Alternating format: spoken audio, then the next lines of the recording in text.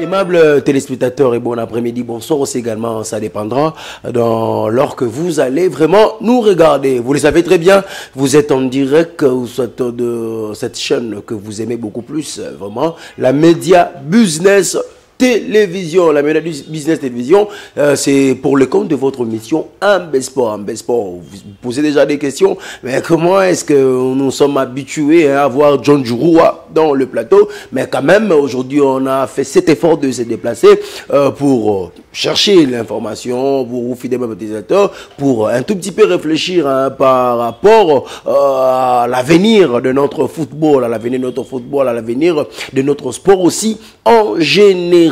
En général, j'ai dit déjà comme ça.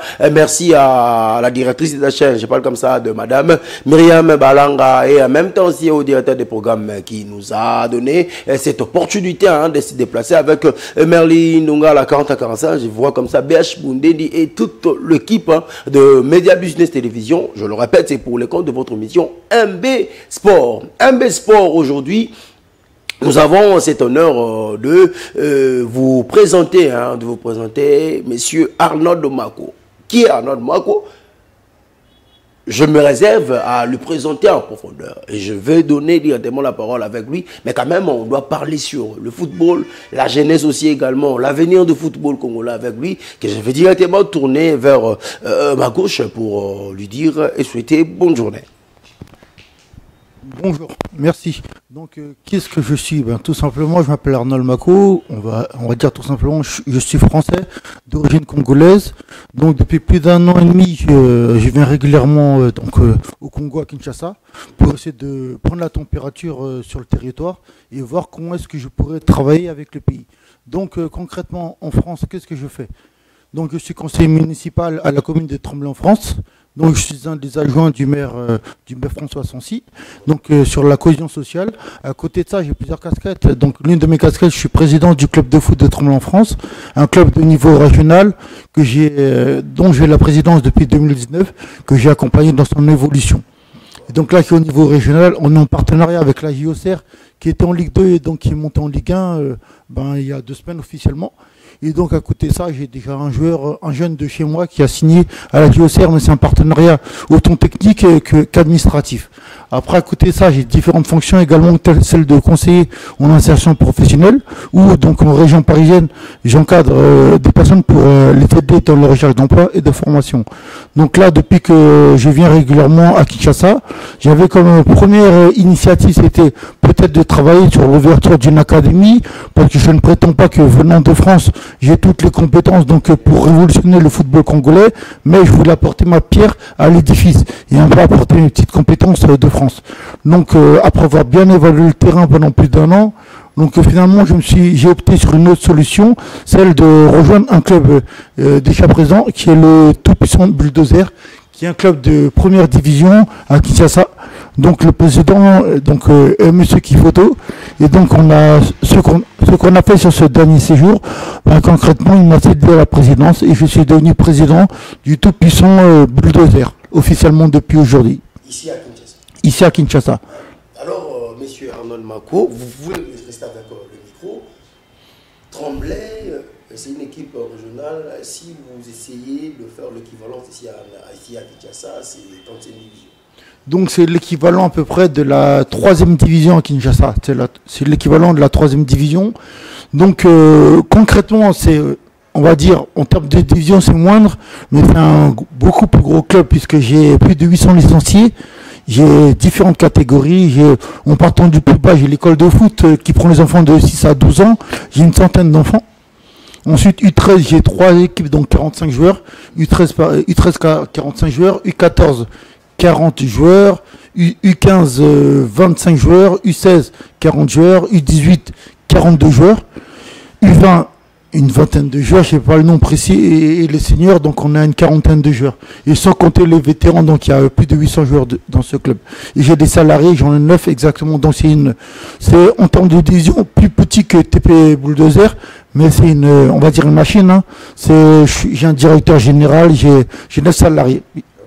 Alors, messieurs, non, vous pouvez toucher les micros. Moi, il y a des auteurs qui comprennent déjà que Juroua John crie est fort. Alors, Arnold Mako, un peu de l'éclaircissement. FC Tremblay, c'est votre propre équipe que vous avez créée, ou soit c'est une équipe que vous dirigez. Et l'équipe de Tremblay en France a déjà combien d'années d'existence? Donc c'est un club dont j'ai récupéré la présidence en 2019.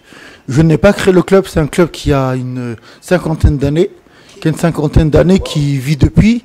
Et donc comme le club, entre guillemets, se portait pas très bien, donc j'ai récupéré la présidence et donc on va dire grâce à Dieu, donc j'ai fait évoluer le club, alhamdoulilah, le club a évolué. Donc là maintenant, on a une section féminine qui est très active. Donc il y a beaucoup de personnes qui peuvent l'avoir évolué. Donc on a des filles à partir de 8 ans. Et même certaines qui s'entraînent avec les garçons, celles qui ont 6 et 8 ans. Et à partir de 8 ans, les filles jouent que entre elles. Donc j'ai les U11, U13, U15, seniors. Et cette année, j'ouvre les U18 pour la rentrée en septembre. Alors, monsieur Arnaud Mouako, là-bas, en France, l'équipe de FC Tremblay pense aussi un jour de jouer à la Ligue 1. Peut-être éventuellement, donc il faut continuer puisque bon, le niveau est très relevé chez nous. Le niveau est vraiment très relevé, donc c'est compliqué de monter, mais pourquoi pas, Inch'Allah, comme on dit chez moi. Vraiment. Alors, monsieur Arnaud Mouako, président du FC Tremblay, fidèle avec des auteurs, vous venez à peine d'écouter des savoirs sur la personne de monsieur Arnaud Mouako. Et maintenant, on venait à peine de vous écouter dire que non, venir en RDC, c'est déjà une année et demie, votre pays est d'origine. Vous avez eu l'idée de créer une académie, mais du coup, vous avez changé l'idée à se gérer directement dans un club. Alors, qu'est-ce qui ne vous a pas permis de concrétiser vraiment vos rêves, vos ambitions ici en RDC par rapport à la création d'une académie? Je ne dirais pas ce qui ne m'a pas permis, c'est que la réalité, bon, je vais prendre un peu l'exemple de la France, c'est que autant en France qu'ici à Kinshasa, rien n'est facile. Donc dans un premier temps, tu peux venir avec une certaine idée, mais il faut être en capacité de s'adapter. Donc j'ai commencé un peu à regarder le football local. Et par rapport à l'évolution que je voulais des joueurs et de la structure, mieux valait passer par un club, être affilié à un championnat, la FECOFA, afin de pouvoir bien travailler, tout simplement. Pour bien travailler, M. Arnaud Mouako, mais quand même, il y a plusieurs diasporas, comme on aime le plus le dire, ils disent que non, ils ont des ambitions, des idées, mais ils n'arrivent pas à les concrétiser ici en RDC parce que c'est la FECOFA qui bloque, parce que la politique sportive en RDC n'est pas bonne. Vous, quand même, vous n'avez pas eu à rencontrer toutes ces choses. Honnêtement, non, pas du tout, pas encore. Pas encore, je veux dire, je ne sais pas si je rencontrerai par le futur, mais pour l'instant, non. C'est comme je vous ai dit, ma manière de travailler, je fais un audit, je regarde un peu le territoire, comment est-ce que ça travaille, tout ce qui se passe dans l'environnement. Et ensuite, j'essaie de mettre mes idées afin d'atteindre mes objectifs. Tout simplement. Comme j'ai pu le faire en France, parce qu'en France aussi, c'est pas si simple. Hein, donc, l'argent ne tombe pas par les fenêtres. Donc, je viens, entre guillemets, je suis noir, je suis congolais, je suis musulman. Donc, c'est pas... Alhamdulillah, c'est pas le plus facile, comme qui dirait, mais à un moment donné, dès que tu as des objectifs, il faut se donner les moyens. Donc en arrivant ici en République démocratique du Congo, sur mes petits séjours, j'ai regardé un peu, donc j'ai vu un peu les joueurs évoluer, j'ai regardé les situations des terrains qui sont, c'est vrai, un peu compliquées, pas celles qu'on a, mais après c'est un environnement différent, l'Afrique, et donc le mieux c'est de passer sur un club. Pour l'instant, on ne m'a pas bloqué, pas du tout, c'est que j'ai pu travailler librement. Vous pouvez travailler librement. On essaie un peu de retourner en arrière avant de parler sur le nouveau club FC Midosor que vous pensez déjà se mettre dans le championnat national, local aussi également. Alors, M. Arnaud Mouako, c'est depuis 2019 que vous êtes président à FC Tremblay. Exactement. Pendant combien d'années M. Arnaud est dans le monde de football? Lorsque vous dites combien d'années, c'est par rapport à quoi? Par rapport au... Si tu jouais, ou soit... Ah oui. Ah oui, donc depuis combien de temps est-ce que je suis dans le football? Ok, ben concrètement, je suis supporter de foot depuis 1996. C'est en 1996 que j'ai commencé à m'intéresser à la discipline, ben, à travers le PSG. Donc maintenant, je suis supporter du PSG depuis. Hein. J'ai suivi leur parcours en coupe où on a gagné la Coupe de Coupe. Et donc... je suis devenu entraîneur en 2001. Avant ça, j'étais joueur. Et comme le foot me plaisait, mais j'étais plus sur tout ce qui était aspect tactico-technique. Donc technico-tactique, donc finalement, j'ai pris à 18 ans, je suis passé entraîneur d'une équipe, le Flamboyant de Villepinte. J'ai entraîné des jeunes, des benjamins, et depuis, j'ai continué jusqu'à 2019, où je suis passé président du club de foot de Tremblay. Et là, depuis 2 ans, je suis passé responsable de la section féminine que je développe. Donc concrètement, je suis dans le foot depuis 2001. Depuis 2001, vous avez passé ici là rapidement, mais quand même, à 18 ans déjà, vous étiez devenu entraîneur. Mais avant de devenir entraîneur, vous avez évolué. Donc j'étais joueur au Flamboyant de Villepinte, le club où je suis devenu entraîneur, un peu à l'Olympique de Soran, des clubs au niveau local, départemental. Alors monsieur Arnold Mago, pourquoi arrêter la carrière si tôt comme ça là, qu'est-ce qui n'a pas permis? C'était la politique française qui ne vous a pas permis de construire le football, ou soit c'était par vos propres idées ou soit intention? Non, du tout, c'est qu'à un moment donné, il faut être réaliste. Et ça, moi je le suis toujours, c'est que bon... J'aimais le football, mais j'étais plus dans tout ce qui était tactique. Et donc, comme j'étais plus dans tout ce qui était aspect tactique, j'ai arrêté en tant que joueur. Et un jour, je me suis en centre commercial, je croise mon ancien président, qui me met au défi, puisque en tant que joueur, je vais souvent le contredire au niveau tactique. Il m'a dit, bon, pourquoi est-ce que tu viens pas entraîner au Flamboyant de Villepinte, monsieur Marant? Donc j'ai dit, ok, je suis venu entraîner, et depuis, j'ai plus lâché jusqu'à 2019. De 2001 à 2019, j'ai entraîné des équipes de benjamin, des seniors des 18 ans, U15 ans, U13 ans. J'ai fait plusieurs catégories, jusqu'à prendre la présidence du club en 2019. Alors, devenir entraîneur, c'était fait partie de formation, ou soit seulement comme ça, parce que vous étiez beaucoup plus sur le technico et tactique? Parce que j'étais plus sur le technico-tactique. Donc vous n'avez pas encore fait une formation? Si en France, donc pendant, on va dire, la carrière d'entraîneur, il a fallu se former pour un peu être dans les normes. Mais sinon après, c'était vraiment ce côté technico-tactique où je regardais beaucoup évoluer les équipes professionnelles, où je m'inspirais un peu du placement, replacement, tout ce qui pouvait être mis en jeu. Donc c'est ça. Voilà. Alors, quelle analyse que vous avez fait par rapport au football d'ailleurs, là où vous vivez en France, et en même temps c'est avec notre football ici en place, depuis que vous êtes? Précisément à quel niveau? Vous voulez au niveau du jeu ou en dehors du jeu? Mais dans tous les niveaux, sur le plan tactique, technico, sur le plan organisationnel. D'accord. Donc au niveau technico-tactique, là j'ai bien pu, durant ce séjour-là, regarder des rencontres. Et ça va, le football congolais est intéressant. Après, c'est vrai qu'il y a une différence entre le football congolais et le football, on va dire, européen. Parce que c'est vrai que nous, en Europe, on est beaucoup plus, surtout en France, beaucoup plus sur l'aspect tactique, rigueur tactique. Ça joue quand même, il y a du football, mais beaucoup plus sur tout ce qui est rigueur tactique, placement, replacement. Donc le contre-effort. Et le football congolais, africain en règle générale, c'est plus sur les qualités intrinsèques des joueurs. Après, j'ai pu voir qu'il y a des équipes intéressantes qui essaient de développer du beau football. Mais c'est vrai que là, si je peux dire la différence, c'est que nous, en France, on est beaucoup sur tout ce qui est technico-tactique. Et ici, c'est beaucoup sur les qualités intrinsèques des joueurs, pour faire changer les rencontres. Pour faire changer la rencontre. Alors, en parlant maintenant du football, de la jeunesse, on voit là-bas en Europe que le joueur est évolue rapidement, même en parlant de la corpulence, même en parlant de la qualité technique. Mais ici en RDC, qu'est-ce que vous avez pu remarquer? On va dire que pourquoi est-ce qu'il peut y avoir ce développement un peu plus rapide en Europe, on va dire ça. Un peu plus rapide, je ne sais pas, mais la différence que j'ai pu voir entre l'Europe et ici, c'est que en Europe, il y a les écoles de foot. L'avantage, c'est qu'il y a les écoles de foot, donc les enfants arrivent dès 6 ans quasiment. Ils commencent à être préparés, donc ils travaillent sur les aspects importants, coordination, technique de base et compagnie, qui fait que, comme ils font que répéter souvent les mêmes exercices, à partir d'un certain âge, c'est de l'acquis. Et dans le football congolais, sur ce que j'ai pu voir, il n'y a pas réellement d'école de foot. Il n'y a pas réellement d'école de foot. Donc en 6-12 ans, les joueurs évoluent un peu dans la rue, ce qui quand même les forme, les prépare un certain football, mais plus individualisé. Et après, à partir de... Ils commencent à rentrer dans le club à partir de U15, U15 est l'équivalent de junior ici. Et là, donc ils commencent à rentrer. Et ils n'ont pas toutes les bases que nous, on a pu avoir en école de foot. Toutes les bases au niveau, comme je vous ai dit, coordination, parce qu'ils n'ont peut-être pas forcément le matériel, les échelles, tout ce qui est coupelle, les échelles de rythme et autres. Ils n'ont pas forcément ce matériel à l'âge de 6 ans, de 6 à 12 ans, qui leur permet d'évoluer sur tout ce qui est coordination, appui et autres.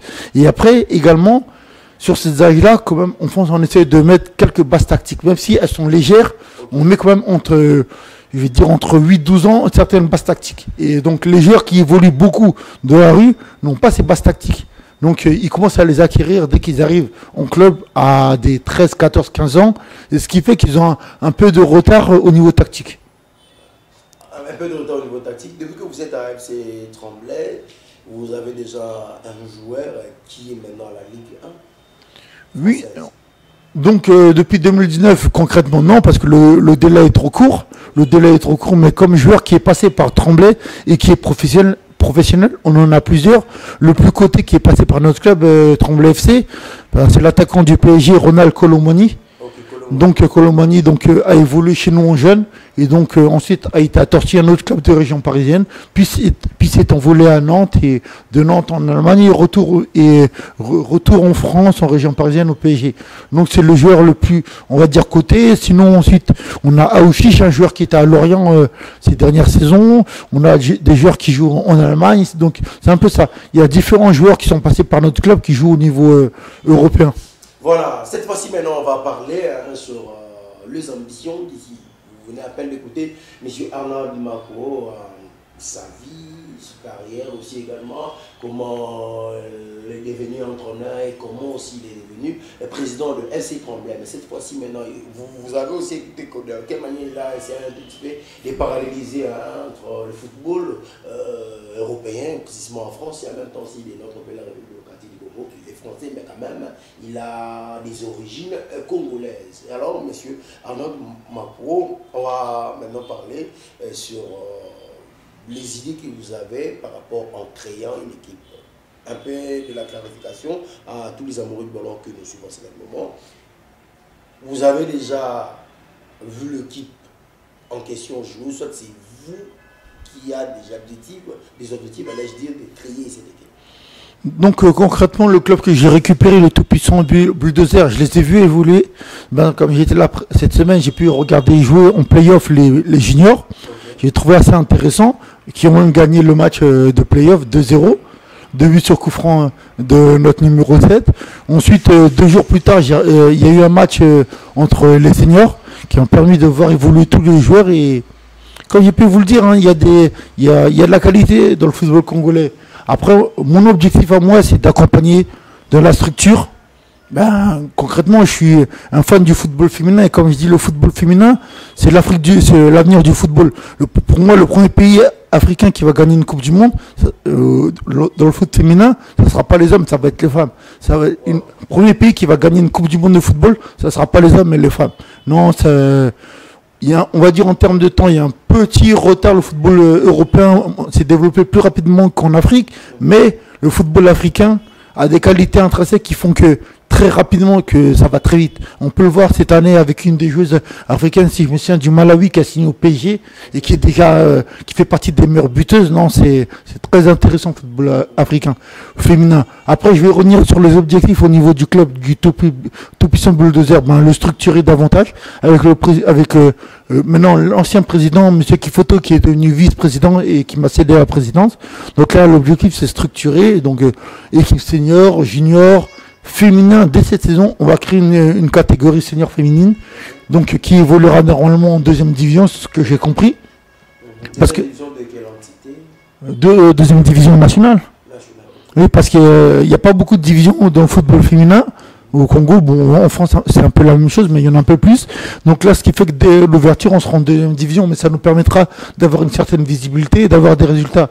Après, parmi les choses que moi je pourrais apporter, c'est évident, tout ce qui est, on va dire, partenariat qui vient d'Europe, qui vient d'Amérique, qui vient du Moyen-Orient, du Maghreb, parce que, étant donné que je suis dans le football depuis, je vous l'ai dit, 2001, je me suis fait un réseau de partenaires, d'amis, de clubs professionnels.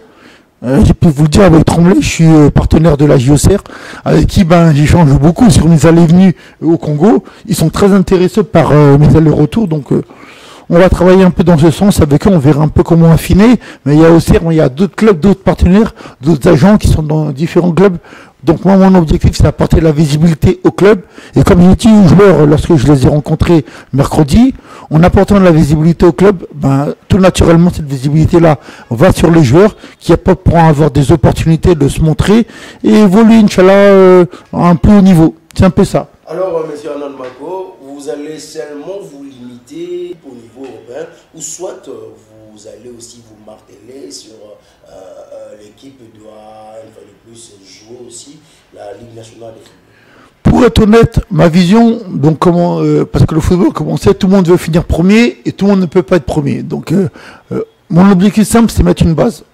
Donc là, ce qui est bien, c'est lorsque j'ai rencontré autant les juniors que les seniors, parce que moi, je m'inspire un peu de certaines équipes au niveau européen, type l'Ajax d'Amsterdam, FC Nantes de l'époque, Barcelone. Ce qui veut dire, en arrivant à la tête de ce club, je voulais monter un club formateur. Donc, qu'on fasse venir des joueurs et qu'on leur apprenne une certaine idée du football et qu'on les accompagne dans ce développement-là. Et c'est la première chose que je voulais apporter. Et je me suis rendu compte qu'au TP Bulldozer, il y a déjà une certaine empreinte. Là, en regardant les seniors jouer ce mercredi, j'ai pu voir que ben, clairement, ils sont dans la philosophie de jeu que moi j'aime. 4-3 offensive, là je vais rentrer dans le côté vraiment technico-tactique, une sentinelle, 2 relayeurs, jeu offensif, passer sur la conservation de balles, mais on va continuer à travailler dans ce sens, parce que l'objectif c'est que toutes les catégories évoluent dans ce style-là, ce qui va faciliter que les plus jeunes, dès qu'ils vont monter en catégorie, ben, le style de jeu ils l'auront déjà, donc leur adaptation sera plus rapide. Et à partir du moment que, comme je dis toujours, le travail à la base est bon, les résultats vont s'en suivre. Donc c'est pour ça que je ne me mets pas de pression, ni à l'équipe. Et si ce que je veux arrive au niveau du jeu, les résultats vont s'en suivre. Tout simplement, c'est que si je m'écoute, je dis haut et fort que oui, je vise la première division et compagnie, mais ça sert à rien. Pour moi, ça c'est parler pour parler. Non, c'est le but, c'est consolider, mettre les choses en place. Et après, c'est le football. Tout va naturellement. C'est comme je dis toujours, le jeu. C'est toujours le jeu. Et par le jeu, on peut tout obtenir. Et c'est ce qu'on va faire. Alors, M. Anan Mako, avec tous ces bagages, assez de connaissances que vous en avez, vous allez quand même supporter un entraîneur faire librement son travail. Oui. À TP Bulldozer. Oui, bien sûr. C'est que là, je l'ai rencontré. L'entraîneur, en plus, il est très bien. Il s'appelle Kadi. J'ai vu son équipe jouer. J'ai discuté football avec lui. Et comme je vous ai dit, j'ai parlé avec lui la première fois, on a échangé mardi, ensuite mercredi j'ai vu son équipe jouer. Comme je dis dans le football, l'équipe est à l'image de l'entraîneur. Et l'équipe, elle était disciplinée, elle jouait au ballon, elle savait déployer, il jouait pas au hasard, tout était préparé. Ce qui veut dire, l'entraîneur est à ce niveau-là. Donc c'est serein, ça m'a rassuré par rapport à ce que moi, par rapport à ma volonté. Donc maintenant l'objectif c'est de continuer dans ce sens-là. Au niveau des juniors, pour que les juniors atteignent un style de jeu comme ceux de la première et des seniors, et après mettre la même chose chez nos filles. Parce que chez les filles également, il y a un avenir. Il y a de l'avenir. Voilà, vous venez à peine de comprendre les ambitions de M. Anan Mako, président de FC Tremblay, Tremblay en France, ça nous sommes en France. Fidèlement téléspectateurs, quand même, on doit directement entrer dans notre deuxième phase, parce que nous arrivons vraiment bientôt là, presque à la fin de notre émission en entretien avec Anan Mako. Directement, je montre vers vous. Vous avez eu quand même le temps de suivre l'équipe nationale de la RDC pour le compte de la dernière CAN. Mais quand même, l'équipe nationale de la RDC s'apprête déjà pour jouer la deuxième journée de l'éliminatoire de la Coupe du Monde. Quelles sont d'abord vos impressions en regardant l'équipe nationale de la RDC jouer cette dernière CAN? Et comment vous jugez, vous voyez cette équipe nationale pour les prochaines échéances? Concrètement, bon, j'ai regardé tous les matchs de la CAN de la République démocratique du Congo. Il y a un effectif très intéressant. Le sélectionneur de Sabre apporte une certaine rigueur tactique et compagnie. Donc on sent que le groupe vit bien, parce que c'est ça le plus important. Tu as beau avoir le meilleur effectif au monde, mais si le groupe ne vit pas bien, les résultats ne s'en suivront pas. Donc on a pu le voir qu'on avait des effectifs, on avait un effectif peut-être moins fort intrinsèquement que certaines autres équipes, mais on les a déjoués comme le Maroc, voire d'autres. Non, donc le travail était bon. Ensuite, ben, ce qui est bien, j'ai pu le voir ces derniers mois, encore plus ces derniers mois, ils font appel aux binationaux. Et ces joueurs-là, ben, ils peuvent totalement changer la donne, parce que par les renforts des binationaux, je ne dis pas que les joueurs qui viennent du pays n'ont pas le niveau, ils ont le niveau, ils doivent être en sélection, mais il faut prendre les meilleurs binationaux. Et c'est ce qui commence à être fait, et c'est bon, parce que quand on peut le voir, on a des chanceliers Mbemba qui sont très bons. Et après, à côté, bien, il faut mettre certains binationaux qui ont de la qualité. On a pu le voir avec Gal Kakuta. Il y en a encore pas mal qu'on n'a pas encore mis, comme exemple Bissaka là, qui joue à Manchester. Il y a d'autres profils comme ça qui pourront amener de la qualité. Et il faut de la qualité pour bâtir une équipe. On va pas leur demander tout de suite à la Coupe, à la République démocratique du Congo d'aller aspirer à gagner une Coupe du Monde à court terme. Non. Le plus important, c'est de bâtir une équipe. Et là, le sélectionneur a commencé à bâtir un effectif.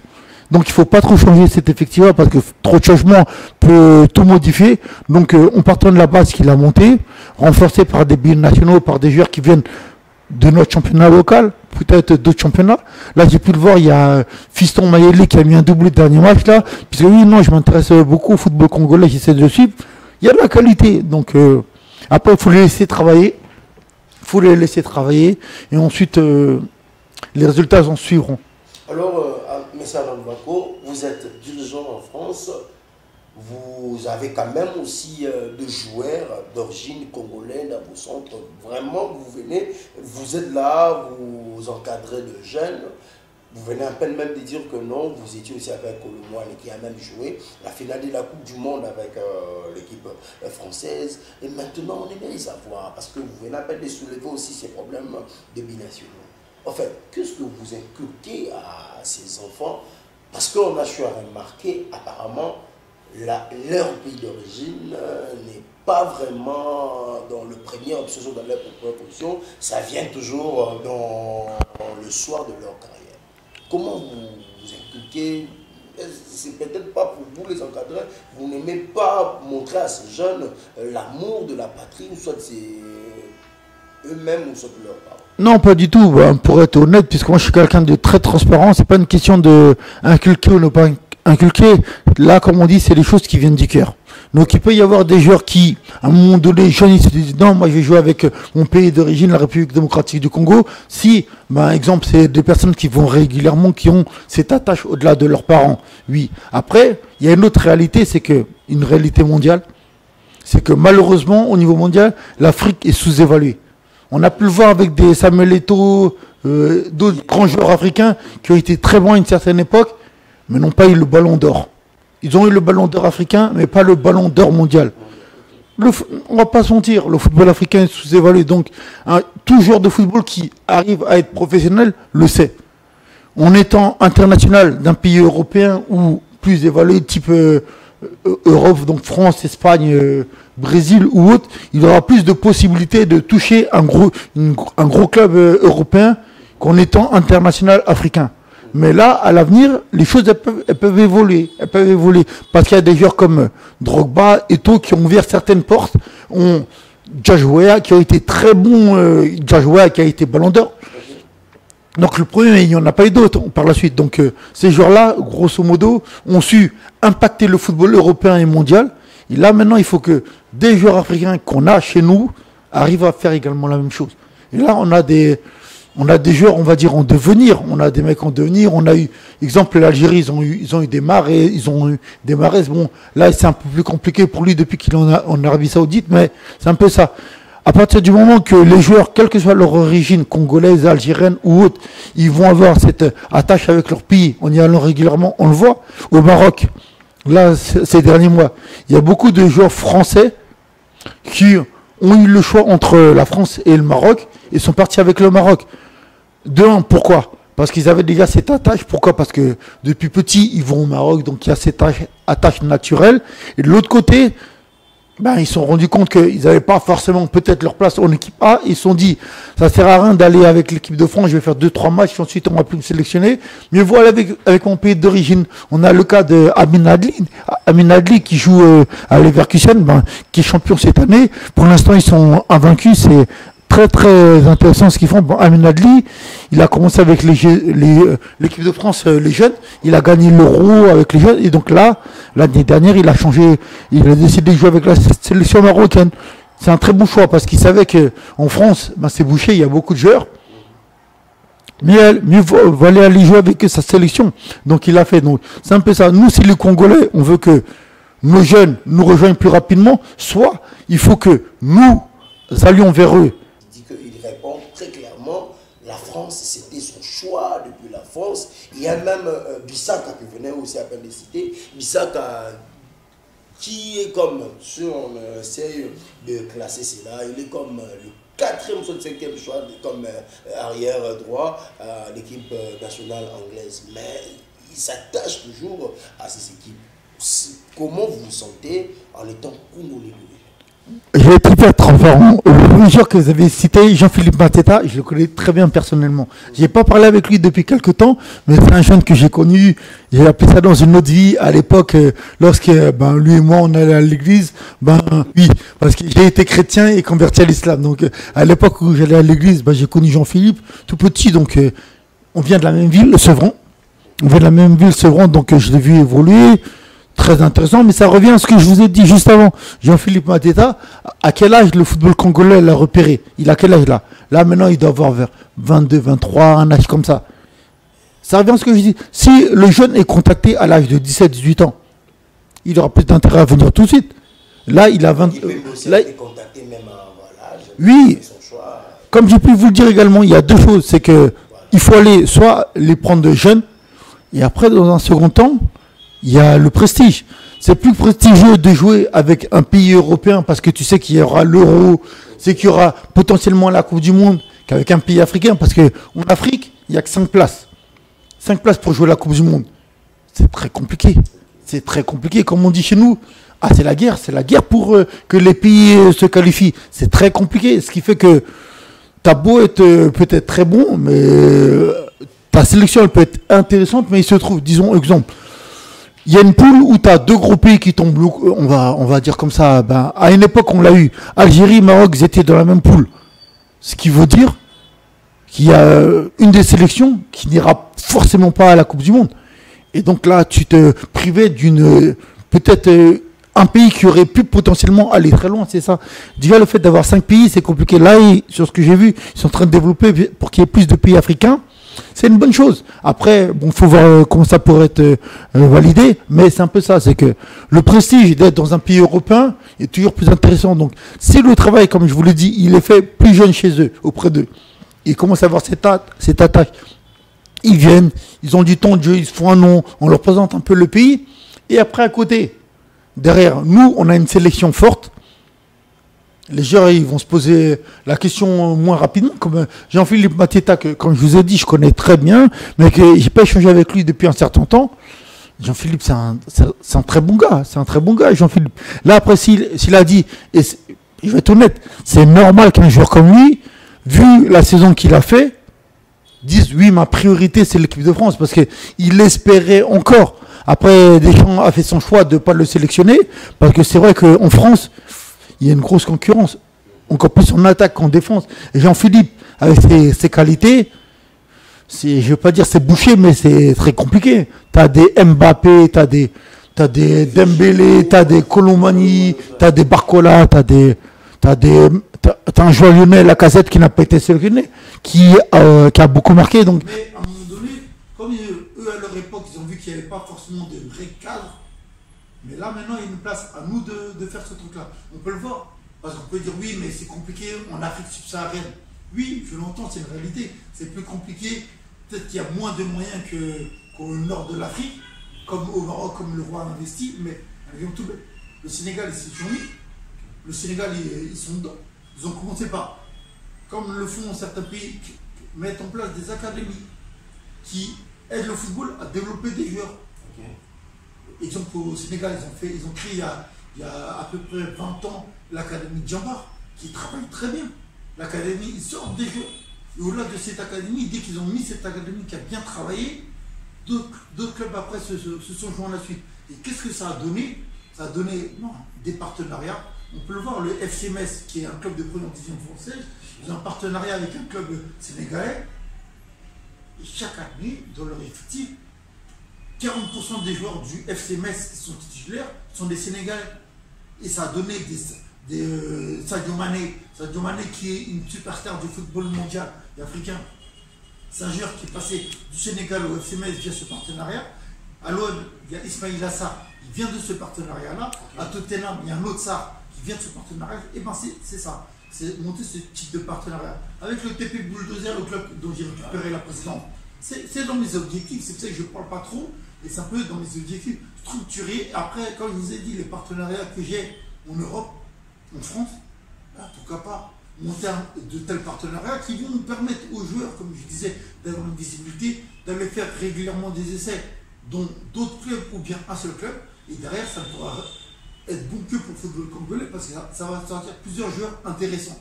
Après ces joueurs-là, ils vont jouer clairement avec la sélection. Et ça va être du plus. On peut le voir, désolé, je parle beaucoup, mais au Maroc, je vous ai parlé de structure. Mais le roi du Maroc, qu'est-ce qu'il a fait il y a à peu près 10 ans ou un peu moins? Il a monté l'académie Mohamed VI. Est-ce que vous la connaissez?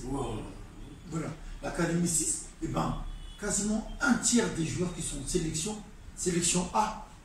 Là, j'ai vu les U20 du Maroc, ils étaient en finale de la CAN des U20. Toutes les sélections du Maroc, maintenant, elles sont bien placées. Et un tiers des joueurs viennent de cette académie. C'est un peu ça. Faut laisser travailler les académies qui veulent bien travailler. Pas des académies qui sont là que pour se faire de l'argent, non.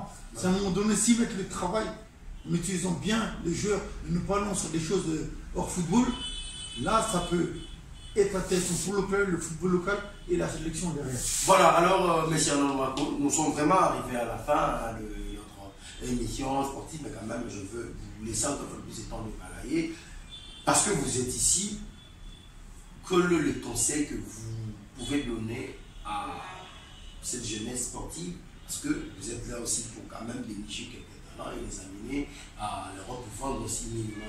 Quel est ce conseil que vous pouvez leur donner? Et en même temps aussi à tous ces jeunes, parce que sur certains, cette émission va être découverte aussi en plus là-bas en Europe, quel est le conseil que vous pouvez donner à ces jeunes binationaux qui sont encore là pour intégrer l'équipe nationale de la RDC? En même temps aussi, quelles sont les chances que vous donnez à l'équipe nationale de la RDC contre le Sénégal?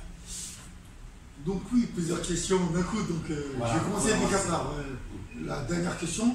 Quelles sont les chances contre le Sénégal? C'est le football, hein, c'est le terrain qui va parler. On a, je vous ai dit tout à l'heure, de Sabre à créer un groupe. Il y a des joueurs intéressants. Donc après derrière, il faut qu'il y ait cet engouement. Que la FECOFA soit derrière eux. Qui mettent, on va dire un peu, les moyens, mais les moyens intelligemment. Ce qui veut dire mettre les moyens sur les structures. Et là, après, je vais revenir sur une autre question. Quel conseil je peux donner aux jeunes Congolais qui veulent émerger, aller plus loin? Il n'y a pas de secret, c'est le travail. C'est le travail. Et le travail, c'est quoi? On sait que le contexte n'est pas comme celui d'Europe. C'est compliqué. La priorité, c'est de penser à manger. On va parler français comme on dit chez moi. On va parler français, on va être clair. Le contexte il est différent. Donc c'est qu'est-ce que le joueur ou le Congolais basique va se dire, oui mais qu'est-ce que j'aurais pour manger? Donc il y a une nécessité de travailler, aller à l'école, c'est important. Mais à côté de ça, il faut s'entraîner, il faut travailler. J'en parlais là avec des joueurs du TP Bulldozer, je leur ai dit, il y a le travail. Donc moi je vais leur apporter, j'ai commencé à leur envoyer des petites vidéos, à leur donner des conseils pour qu'ils commencent à s'entraîner régulièrement tous les jours. C'est important. Comme on dit, le travail paye.